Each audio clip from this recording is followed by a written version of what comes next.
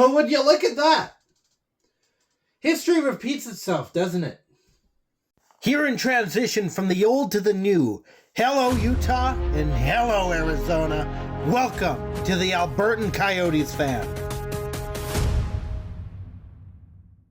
Yotes win 5-2 against the Chicago Blackhawks in the first game of the regular season for the Utah Hockey Club. Utah Yotes is what I'm going to be calling them. That's still weird. It will forever be weird until I change because the team gets a branding. However that's going to go, I don't know yet. But it's also the first game where the franchise has had a captain. That is Captain Clayton Keller. And let me tell you right now, that is a very sound choice for a captaincy. Now, the score tonight, and I kind of spoiled what I'm about to say here with the intro that I made. It's got a somber feeling to it. And it's in that same right, it's kind of poetic. Because to close out the regular season as the Arizona Coyotes, the Coyotes beat the Oilers 5-2. They move from Arizona, they come to Utah. They play their first NHL regular season game. A game that matters, a game that means points. And they win 5-2. Kind of like there's a bit of a shadow on this team. But we'll get to that, because first off, we've got a game that we kind of have to go through. So I'm going to stop my yapping about this for a second. We'll hold that off until the end of the video. And we're going to go through the game. Starting with the first period. Which immediately, the first thing I noticed, other than the fact that we're moving the puck better, our defense looks better, everything looks better. The forecheck looks really good. Now, for those who don't know what a forecheck is, it is essentially aggressive defense to the point where there's a lot of times where the forecheck group will push the attackers into their own zone. We weren't very aggressive last season, so that change-up really surprised me. But among that, there were a whole bunch of other things that looked up. Ingram, for the first period, he didn't really have to do much, but he looked for what he had to do. There was one save that he had to make in the first period. He looked good on that one. But the first goal in this game will go to the Utah Hockey Club, the Utah Yotes. And it is the first goal in Utah's NHL history, and that goes to Dylan Guenther. But we've got a bit of a story as to how that goal is scored. See, another thing from last season that was fixed was we got quicker, we got faster, we got more responsive. So pucks were moving faster, decisions were being made faster, feet were moving faster. Can you see the theme that I'm kind of getting at here? Cooley makes a break out of the defensive zone, and he's rushing up the left side, and he finds a Kesselring who is waiting for the puck. They're kind of going side by side. It's onside is essentially what I'm getting at. It's not like it was just waiting there. The quickness is happening all around. Guenther's in the zone too. Cooley finds Kesselring. Kesselring quickly off the stick finds Guenther. Guenther puts it into the back of the net. 1-0 Yotes. Then we got a couple of good looks. Cooley hits the post. They get the rebound. It cycles around a bit. Pressure's maintained, which is really good because that also, last season, kind of sucked. We were very bad at maintaining pressure. Dursey also hits iron. That one almost convinced, I think, the entire arena that it was actually a goal. It wasn't. They looked at the replay. It hit the crossbar. It was not a goal because it didn't cross the line, which is unfortunate. What follows is a good thing because while Chicago's trying to clear the puck out of their zone, they kind of flub it a bit and they don't get it out. So now Chicago's trying to scramble to get back into position while there's a 3-man rush that's just going towards Mrazek, which is the goaltender for the Chicago Blackhawks. All I can say is chaos ensues. Smoltz has the puck. He tries to shoot it. He whiffs on it. Mrazek can't deal with what's right in front of him. It kind of goes to the side of him a little bit because he was expecting a shot from Smoltz. So Keller cleans up the garbage, puts the puck into the back of the net. There you go. 2-0 for the Yotes. So we go into the first intermission up 2-0, which is good, but also with more shots than our opponent. And I get that it's Chicago, it's a team that's on a rebuild, but still, based on the comparison from this season, the season opener, the first game of the season, versus all 82 games of last season, having more shots than the opponent in the first period going into the first intermission was a rarity for the Coyotes. And yet here they are with more shots than the Blackhawks going into the first intermission. Second period, and we open off with fireworks as Chicago takes the puck down towards Ingram. The puck is shot, it goes up, and it bounces on top of the net. It's covered by a defenseman's stick, and we're safe. Ingram had to be sharp on that one. The defense had to be sharp on that one, and everyone did their jobs perfectly. Really, the first 2 minutes was just Chicago going to town. So Ingram went from, I think he faced 1 or 2 shots. It was not many. He went from having nothing to do in the first period to immediately he was under fire, and he stood strong like a wall. Speaking of Ingram and his saves, one of his better saves in this game was a save that he kind of had to make up for just a little bit, because the puck was coming out of the right corner at his perspective, and he went to poke it out, not realizing that there was a Blackhawk right in front of him.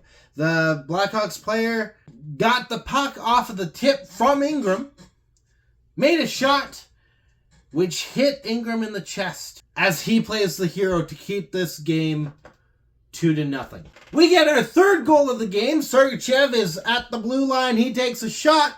It manages to go off Barrett Hayton, who is standing in front of the net like he tends to do. He did that last season as well. And the puck goes into the back of the net. Hayton's goal. Chicago gets their first goal of the game. Connor Bedard finds Teravainen. Teravainen puts the puck into the back of the net. There were some comments that were going around that Sergachev was not back. And admittedly, I looked through the replays. No, he wasn't back at all. However, before people bring out the pitchforks, keep in mind that back in February of this year, Sergachev was out for a torn fibula and tibia. So there is a possibility that he's still rusty from that. And I wouldn't hold much against him quite yet. I think what's going to happen is the team will look at it internally and they'll make the adjustments as needed, be it rehab or he takes a spot at a bottom line. However that's going to go, I don't know, but that's going to be dealt with internally. Sparks fly after that goal. Keller gets hit. And Dursley takes exception to the fact that Keller got hit because you don't hit a captain, especially not as hard as the captain was hit. Dursley rushes in, brawl takes place. People go off to the box, nothing really happens on the ensuing power plays. But we do end the period with some sustained pressure from the Coyotes, which was definitely different from what we saw last year, which was a lot of trading back and forth with the puck. And if there was any sustained pressure, it was usually against us. Or if it was towards the other team, it was just a whole bunch of cycling the puck all over the place. So, we've got improvement all around. We go into the third period, where Vlasic scores. Vlasic is not a Yote. He is a Blackhawk. So this would put the Blackhawks within 1. It's 3-2. The puck went in essentially on what I would consider a screenshot. It was a shot from the point. I think Ingram couldn't see what was happening. So I'm not going to put too much on him. But we move on, where Hayton gets some good moves in. He doesn't capitalize on his good moves, but they were good moves. They looked really nifty. They looked great. Then Bedard tried the Michigan, which I believe he tried actually because Ian Cole had his stick explode. So there was, to his knowledge, his being Bedard's, there was no stick that was going to be able to stop him. Dursley kind of ruined that one just a little bit by skating into the path of the Michigan and taking the puck away. Hall's left to go on a breakaway. Hall, also not a Yote. He is a Blackhawk. He goes towards the net. No one was back to cover. Ingram made the save, which is great, but again, this is a similarity from last season, and this is something that needs to stop. No one was back to deal with the guy that was sitting back there on his own. There were 3 Yotes that were following Hall. Why was Hall there on his own? Why was he able to have that opportunity? We get to the closing minutes of the game, and Chicago pulls their goaltender. Cooley has the puck. He rushes up the left side. He takes a shot at the empty net. The puck bounces off the backboards. He missed. Genther comes in and plays cleanup. Tucks the puck into the back of the net. That ices the game. That closes it out at 4-2. But as you know, the game ended 5-2. Because Ian Cole fires a shot. Now there's a goaltender in the net, mind you. Ian Cole fires a shot, it hits Krause, and it bounces into the back of the net. 5-2, that's the way the game ends. And Utah's got their first win on their first game, and it's their first home game. There's a lot of firsts tonight. So that's the game. So, as you can imagine, because I know I didn't explain the game with the same excitement that I normally do. So you can imagine that there's kind of something on my mind. And that something happened at the beginning of this game. And it was a small moment. It's a moment that happens all around the league. It's something that's so minuscule, so minute in its impact of the actual game, but yet it ate at me. And that is the ceremonial puck drop. If you remember, the start of this game, it started out with a ceremonial puck drop where the puck was dropped by the owners of the Utah Hockey Club. And the reason that this is eating at me is because I was faced with the difference between this owner and the owner that we had in Arizona. And I want to preface everything by saying that Coyotes fans from Arizona, you are not nearly as angry with Morello as you should be. And I would imagine that goes without saying. He's probably the most hated man in Arizona, but let me just kind of paint the picture a little bit. Ryan Smith had the courage to go out onto the ice, to drop the puck, and talk to the fans. He is not afraid to talk to the people that Alex Morello was afraid to talk to. Alex Morello made it clear. He made it clear at a press conference. He does not like the media. Bettman had to come and save his ass, sorry for the language, by the way, and write the wording. Things that we would consider common sense as non-billionaires, as non-owners of an NHL franchise, things that make sense to us, that should have been done, were not done by Morello. And I'm essentially repeating myself. But we keep getting reminded of this as Ryan Smith goes and does the exact thing that Arizona has been waiting for so long. And it's happening in Utah. It's not happening in Arizona. So I'm here to bring a bit of a positive light to this. Be mad with Morello. I fully support that. Because, like I said, you are not nearly as angry with Morello as you should be. But I think that this move is the best thing to happen to Arizona hockey. And that sounds backwards, but I really do think that this is going to work out in Arizona's favor. And this is why. We see now with Ryan Smith what a good owner looks like. We see, at least in the short term, this is an owner that looks competent. And he's got a history with owning a franchise. He owns the Utah Jazz, the NBA team. So he knows something about running a sports business. Maybe not NHL, but it is a sports business. It's the same kind of concept. So we've already seen proof that he is miles better than what Morello provided. He's met the demands of the players. He's met with the fans and given them exclusive deals, which, if you haven't known, they released a concession where they've got items like nachos, I believe was $3. Water, $2. You go to any other NHL arena and it's like $18 for a beer. I don't know what the beer is there, but I know anywhere else, concessions insanely stupid priced. The tickets for seats, they're calling them one-goal seats, which is seats that have an obstructed view, seats that you can only see one goal. They're on for discount. The owner's not trying to rip you off for them.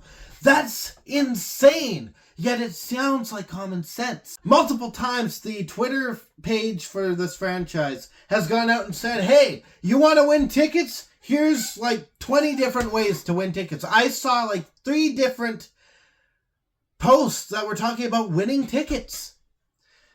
This is an owner that is trying to grow the franchise, not trying to build apartments.